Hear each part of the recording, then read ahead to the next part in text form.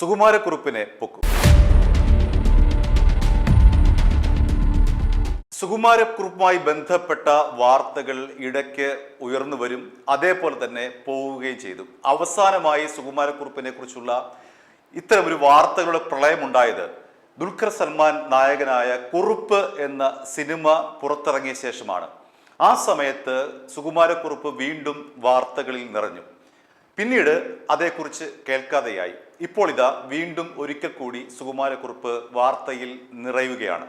എന്താണ് ഇതിൻ്റെ പശ്ചാത്തലം എന്ന് നമുക്ക് പരിശോധിക്കാം. പുതിയ ക്രൈംബ്രാഞ്ച് IG ആയി അജിത ബീഗം ചുമതലയേറ്റു.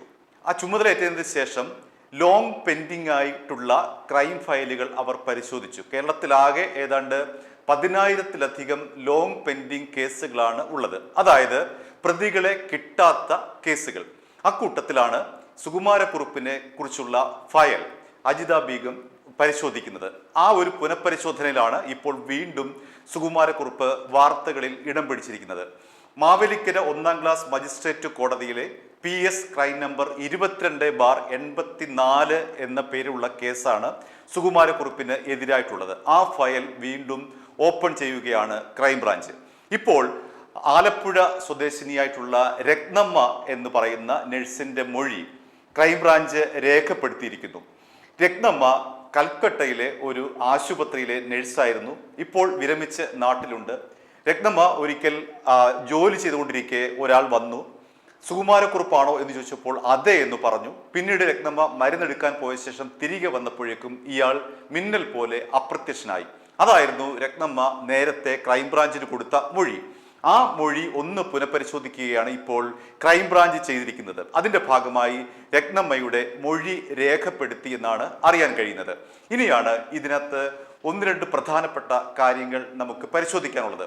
1984 ജനുവരി 22-നാണല്ലോ ഈ കൊലപാതകം നടക്കുന്നത്. അതായത് ഇൻഷുറൻസ് തട്ടിയെടുക്കാനായി ചാക്കോ എന്ന് പറയുന്ന ഫിലിം റെപ്രസെന്റേറ്റീവിനെ ഹരിപ്പാടിന് അടുത്ത് നിന്നും തട്ടിക്കൊണ്ടുപോയി. സുകുമാരക്കുറുപ്പും സംഘവും തട്ടിക്കൊണ്ടുപോയി അദ്ദേഹത്തെ കൊലപ്പെടുത്തിയ ശേഷം മാവേലിക്കരയിലെ കുന്നം എന്ന് പറയുന്ന സ്ഥലത്തെ ഒരു പാടത്തിട്ട് സുകുമാരക്കുറുപ്പിന്റെ കാറിനകത്ത് വെച്ചത് കത്തിച്ചു. അതായത് കൊല്ലപ്പെട്ടത് സുകുമാരക്കുറുപ്പാണ് എന്ന് വരുത്തി തീർക്കാൻ വേണ്ടിയിട്ടാണ് ഈ ഒരു കൊലപാതകം നടന്നത്. പിന്നീട് സുകുമാരക്കുറുപ്പ് അതിനുശേഷം ഒളിവിൽ പോയി. അന്ന് ഒളിവിൽ പോയ സുകുമാരക്കുറുപ്പിനെ പിന്നീട് ഇതുവരെ കണ്ടുപിടിക്കാൻ കഴിഞ്ഞിട്ടില്ല. അദ്ദേഹത്തിന്റെ കൂട്ടുപ്രതികളായിട്ടുള്ള ഭാസ്കരൻ പിള്ള, പൊന്നപ്പൻ എന്നിവരെ ജീവപര്യന്തം തടവിന് ശിക്ഷിച്ചു. സരസമ്മ, തങ്കമ്മ എന്നിവരെ തെളിവില്ലാത്തതിന്റെ പേരിൽ വിട്ടയച്ചു. ഇതാണ് കേസിന്റെ ഒരു ചരിത്രം. നമുക്ക് എല്ലാവർക്കും അറിയാവുന്ന ഒരു കേസാണ്. അതുകൊണ്ട് ഇതിനെ ഈ ചർവണം ചെയ്യേണ്ട ആവശ്യമില്ല. പഴയത് കാര്യങ്ങളൊക്കെ പുതുക്കി പറയേണ്ട ആവശ്യമില്ല. കാരണം അത്രമാത്രം മലയാളിക്ക് സുപരിചിതമാണ് ഈ കേസ്. ഇന്ത്യയുടെ കേസ് ചരിത്രത്തിലെ, ക്രൈം ചരിത്രത്തിലെ ഏറ്റവും അത്യപൂർവമായിട്ടുള്ള ഒരു കേസാണ് സുകുമാരക്കുറുപ്പിൻ്റെത്. അതായത് സുകുമാരക്കുറുപ്പിനെ തേടി പോലീസ് വിദേശത്തും സ്വദേശത്തുമായി 100 കണക്കിന് യാത്രകൾ നടത്തിയിട്ടുണ്ട്. നിരവധി അന്വേഷണ സംഘങ്ങൾ ഈ സുകുമാരക്കുറുപ്പിനെ കണ്ടുപിടിക്കാനായി വന്നിട്ടുണ്ട്. 22ഓളം പേരാണ് സുകുമാരക്കുറുപ്പാണ് എന്ന് കരുതി, 22ഓളം പേരെയാണ് സുകുമാരക്കുറുപ്പാണ് എന്ന് സംശയിച്ച് പല ഘട്ടങ്ങളിലായി അന്വേഷണ സംഘങ്ങൾ പിടികൂടി ചോദ്യം ചെയ്തത്. പിന്നീട് ആ സമയങ്ങളിൽ 4-5 പേർക്ക് മർദ്ദനമേറ്റിട്ടുണ്ട്. സുകുമാരക്കുറുപ്പാണ് എന്ന് കരുതി ആൾക്കൂട്ടം മർദ്ദിച്ച കേസുകളൊക്കെ ഉണ്ട്. അപ്പോൾ ഇതൊക്കെയാണ് ഇതിന്റെ ഒരു പശ്ചാത്തലം. ഇനി എന്താണ് ക്രൈംബ്രാഞ്ചിന് ഇത്രമാത്രം ആത്മവിശ്വാസം ഈ കേസിൽ വീണ്ടും ഉണ്ടാകാനുള്ള കാരണം? അത് എത്തിച്ചേരുന്നത് കൊല്ലം എഴുകോണിലേക്കാണ്. 1984 ജനുവരി 22-നാണല്ലോ സുകുമാരക്കുറുപ്പ് ഈ പറയുന്ന ക്രൈം നടത്തി മുങ്ങിയത്. ഏതാണ്ട് സമാനമായ അവസ്ഥയിലെ ഒരാളെ കഴിഞ്ഞ ദിവസം കൊല്ലത്ത് നിന്ന് പിടികൂടിയിരുന്നു. അതായത് 1987 ജനുവരി 11-നാണ് ഇയാൾ കൊല നടത്തി മുങ്ങിയത്. ചാക്കോയുടെ കൊല കഴിഞ്ഞ് 2 വർഷത്തിന് ശേഷമാണ് ഈ കൊല്ലം എഴുകോണിൽ നടന്ന കൊല. ആ കൊലക്കേസിലെ പ്രതിയെ ഇപ്പോൾ 40 വർഷത്തിന് ശേഷം പോലീസ് പിടികൂടിയിരിക്കുകയാണ്. പടിഞ്ഞാറ്റൻകര സ്വദേശി മോഹനൻ പിള്ള, 65 വയസ്സാണ് അയാൾക്കുള്ളത്. അയാളെ പൂയപ്പള്ളി പോലീസാണ് 2 ദിവസം മുൻപ് അറസ്റ്റ് ചെയ്തത്. 1987 ജനുവരി 11-ന് സഹോദരി സരസമ്മയുടെ ഭർത്താവ് ചന്ദ്രശേഖരൻ പിള്ളയാണ് മോഹനൻ പിള്ള കൊലപ്പെടുത്തിയത്. ആ കൊലപാതകത്തിന് ശേഷം മോഹനൻ പിള്ള വേളാങ്കണ്ണിയിലേക്ക് പോയി. പിന്നീട് കോട്ടയത്തേക്ക് തിരിച്ചു വന്നു. കോട്ടയത്ത് കാലായിൽ എന്ന് പറയുന്ന ഒരു ഷാപ്പിൽ അയാൾ ജോലി ചെയ്ത് വരികയായിരുന്നു ഇത്രയും വർഷം. ഈ കാലായിലെ ഷാപ്പിൽ വെച്ച് കഴിഞ്ഞ ദിവസം ഈ മോഹനൻ പിള്ളയും മദ്യലഹരിയിൽ മറ്റു ചിലരുമായി ഏറ്റുമുട്ടി. ആ ഒരു സംഘർഷത്തിനിടയിൽ മോഹനൻ പിള്ള മദ്യലഹരിയിൽ പറഞ്ഞ ഒരു വാക്കാണ് പോലീസിന് പിടിവള്ളിയായത്.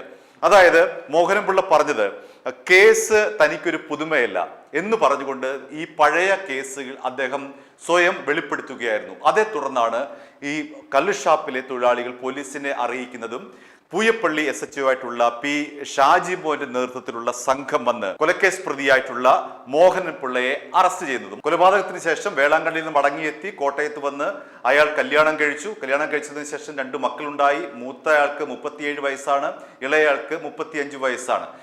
ക്രൈംബ്രാഞ്ചിനെ സംബന്ധിച്ച് ഈ ഒരു കേസ് വലിയ ആത്മവിശ്വാസം നൽകുന്ന കേസാണ്.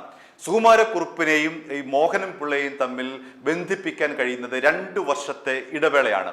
സുകുമാരക്കുറുപ്പ് ചാക്കോയെ കൊന്ന് സ്ഥലം വിടുന്നത് 1984 മോഹനൻ പിള്ള സഹോദരി ഭർത്താവായ ചന്ദ്രശേഖരൻ പിള്ളയെ കൊലപ്പെടുത്തി നാടുവിടുന്നത് 1987 ജനുവരി 11. ഈ 2 കേസും തമ്മിൽ 2 വർഷത്തെ ഒരു സീനിയോറിറ്റി ഉണ്ട്. അതായത് സുകുമാരക്കുറുപ്പിന് 2 വർഷത്തെ സീനിയോറിറ്റി ഉണ്ട് എന്ന് വേണമെങ്കിൽ പറയാം മോഹനൻ പിള്ളയുടെ കേസുമായി ബന്ധപ്പെട്ട്. അങ്ങനെ ആത്മവിശ്വാസം നൽകുന്ന ഒരു ഘടകം ക്രൈംബ്രാഞ്ചിന് മുന്നിലുണ്ട്. 40 വർഷം മുങ്ങി നടന്ന ഒരാളെ പിടികൂടി എന്നുള്ള ആത്മവിശ്വാസം ക്രൈംബ്രാഞ്ചിന് സുകുമാരക്കുറുപ്പിലേക്ക് വീണ്ടും എത്താൻ കഴിയും എന്നുള്ള ഒരു ചിന്ത ഉണർത്തിയിട്ടുണ്ട്. ഇനി മറ്റൊരു പ്രധാനപ്പെട്ട കാര്യം എന്ന് പറയുന്നത് നമ്മുടെ ആഭ്യന്തരമന്ത്രി രമേശ് ചെന്നിത്തലയുടെ വീടിന് തൊട്ടടുത്താണ് ഈ പറയുന്ന കുന്നം എന്ന് പറയുന്ന, ഇപ്പോൾ ചാക്കോപ്പാടം എന്നാണ് പറയുന്നത്, ആ പാടത്ത് കുന്നം എന്ന് പറയുന്ന പാടത്ത് ചാക്കോയെ സുകുമാരക്കുറുപ്പും കൂട്ടരും കൂടി പുലർച്ചെ കത്തിക്കുന്നത് നമ്മുടെ ആഭ്യന്തരമന്ത്രി രമേശ് ചെന്നിത്തലയുടെ വീടിന് ഏതാനും കിലോമീറ്റർ അകലെയാണ്. മാത്രമല്ല ഈ പറയുന്ന ചാക്കോയെ തട്ടിക്കൊണ്ടുപോയ ഹരിപ്പാടിനടുത്തുള്ള പ്രദേശവും കരുവാറ്റ എന്ന പ്രദേശവും ഈ പറയുന്ന ചെന്നിത്തല എന്ന് പറയുന്ന സ്ഥലവും തമ്മിൽ വലിയ വ്യത്യാസമൊന്നുമില്ല. അതുകൊണ്ട് തന്നെ രമേശ് ചെന്നിത്തലയ്ക്ക് വളരെ വ്യക്തിപരമായി അറിയാവുന്ന ഒരു കേസാണിത്. അദ്ദേഹത്തിന് കൃത്യമായി തന്നെ അത് നേരിട്ട് അനുഭവിച്ചിട്ടുള്ള ഒരു കേസാണ്. മറ്റാരേക്കാളും കൂടുതലായി ഈ കേസിനെ കുറിച്ച് വ്യക്തിപരമായി നമ്മുടെ ആഭ്യന്തരമന്ത്രിക്ക് അറിയാം. അതാണ് മറ്റൊരു കാര്യം. അടുത്ത ഒരു കാര്യം എന്ന് പറയുന്നത് ചാക്കോ വധക്കേസ് എന്ന് പറയുന്നത് ലോങ് പെൻഡിങ് കേസാണ്. പല കാലങ്ങളിലായിട്ടുള്ള പല അന്വേഷണ സംഘങ്ങളും നടത്തിയ അന്വേഷണത്തിൽ ഒരിടത്ത് പോലും ഈ ഒരു കൺക്ലൂഷനിൽ എത്തിയിട്ടില്ല. ഇയാളെ കണ്ടെത്തി അല്ലെങ്കിൽ ഇയാൾ മരിച്ചു എന്നുള്ളൊരു കൺക്ലൂഷനിലേക്ക് എത്തിച്ചേർന്നിട്ടില്ല. അപ്പോൾ ഈ കേസിന്റെ ഒരു അവസാനം ഉണ്ടാക്കി കഴിഞ്ഞാൽ രമേശ് ചെന്നിത്തലയുടെ ഇമേജ് വലിയ തോതിൽ കുതിച്ചുയരും. ഇപ്പോൾ തന്നെ അദ്ദേഹം ഓപ്പറേഷൻ തൂഫാനുമായി ബന്ധപ്പെട്ട അദ്ദേഹത്തിന്റെ ജനപിന്തുണ പാർട്ടിക്ക് അതീതമായി കേരളത്തിലാകെ തന്നെ രമേശ് ചെന്നിത്തലയുടെ പ്രതിച്ഛായ ഉയർന്നു നിൽക്കുന്ന ഒരു ഘട്ടമാണ്. അപ്പോൾ ഈ കേസ് ഒരു അന്ത്യമുണ്ടായി കഴിഞ്ഞാൽ ഒന്നുകിൽ സുകുമാരക്കുറുപ്പ് ജീവിച്ചിരിപ്പുണ്ട് അല്ലെങ്കിൽ സുകുമാരക്കുറുപ്പ് മരിച്ചിട്ടുണ്ട് എന്നുള്ള ഒരു കൺക്ലൂഷനിലേക്ക് എത്തിച്ചേരാൻ കഴിഞ്ഞാൽ, രണ്ടിലൊന്ന് അറിയാൻ കഴിഞ്ഞാൽ, അതായത് ഈ ഫയൽ LP 22/84 എന്ന് പറയുന്ന ഈ ലോങ് പെൻഡിങ് കേസായിട്ടുള്ള ഈ കേസിനെ അവസാനിപ്പിക്കാൻ കഴിഞ്ഞാൽ, നിശ്ചിതമായിട്ടുള്ള ഒരു ഫുൾ സ്റ്റോപ്പ് ഇടാൻ കഴിഞ്ഞാൽ രമേശ് ചെന്നിത്തല ചരിത്രത്തിൽ ഇടം പിടിക്കും. ചാക്കോ വധക്കേസ് എന്ന ഇന്ത്യയിലെ മാത്രമല്ല ലോക ക്രൈം പട്ടികയിൽ തന്നെ ഏറ്റവും പ്രമുഖമായിട്ടുള്ള ഒരു കേസിന് അന്ത്യം കുറിക്കാൻ കഴിഞ്ഞാൽ സുകുമാരക്കുറുപ്പ് ജീവിച്ചിരിപ്പുണ്ട് അല്ലെങ്കിൽ സുകുമാരക്കുറുപ്പ് മരിച്ചിട്ടുണ്ട് എന്ന് കൃത്യമായി അന്വേഷിച്ച് ഈ കേസ് ഫയല് ക്ലോസ് ചെയ്താൽ തീർച്ചയായിട്ടും രമേശ് ചെന്നിത്തല ഇടം പിടിക്കുന്നത് ചരിത്രത്തിലേക്കാണ്. അതുകൊണ്ട് തന്നെ ഇതിന് പലവിധ മാനങ്ങളാണ് ഇപ്പോഴുള്ള അന്വേഷണത്തിന് ഉള്ളത്. എന്തു തന്നെയായാലും രത്നമ്മയുടെ മൊഴി രേഖപ്പെടുത്തി എന്നതിന് അപ്പുറത്തേക്ക് ക്രൈംബ്രാഞ്ച് മറ്റ് വിവരങ്ങളൊന്നും തന്നെ പുറത്തുവിട്ടിട്ടില്ല. ഇതിന്റെ ഒരു അന്വേഷണം പുനരന്വേഷണമാണോ അതോ കേസ് ക്ലോസ് ചെയ്യുന്നതിനെ സംബന്ധിച്ചുള്ള അന്വേഷണമാണോ എന്നതിനെ കുറിച്ചൊന്നും തന്നെ വ്യക്തമാക്കിയിട്ടില്ല. നമുക്കറിയാവുന്നത് പോലെ തന്നെ പോലീസ് അങ്ങനെ രഹസ്യങ്ങളൊന്നും പുറത്ത് വിടുകയില്ല. അവരുടെ ഉള്ളിൽ എന്താണ് എന്നതിനെ കുറിച്ച് നമുക്ക് വ്യക്തതയില്ല. ഏതെങ്കിലും ഒരു കേസ് അന്വേഷണവുമായി ബന്ധപ്പെട്ടായാലും പോലീസ് പുറത്തുവിടുന്ന വാർത്തകൾ എപ്പോഴും ശരിയാകണമെന്നില്ല. അതുകൊണ്ട് തന്നെ ഈ കേസ് ക്രൈംബ്രാഞ്ച് IG ആയിട്ടുള്ള അജിത ബീഗം വീണ്ടും പൊടി തട്ടി എടുത്തതിന് പിന്നിൽ കൃത്യമായ ലക്ഷ്യങ്ങൾ തന്നെയുണ്ട്. സുകുമാരക്കുറുപ്പ് ജീവിച്ചിരിപ്പുണ്ട് എങ്കിൽ അയാളെ പിടികൂടുക, അതല്ല മരിച്ചു എന്നുണ്ടെങ്കിൽ കൃത്യമായി എവിടെ വെച്ച് മരിച്ചു, എങ്ങനെ മരിച്ചു എന്ന് കണ്ടെത്തി അതിനൊരു ഫുൾ സ്റ്റോപ്പ് ഇടുക. ഇതാണ് ഇപ്പോഴത്തെ ഈ കേസിന്റെ ഏറ്റവും പ്രധാനപ്പെട്ട വശം.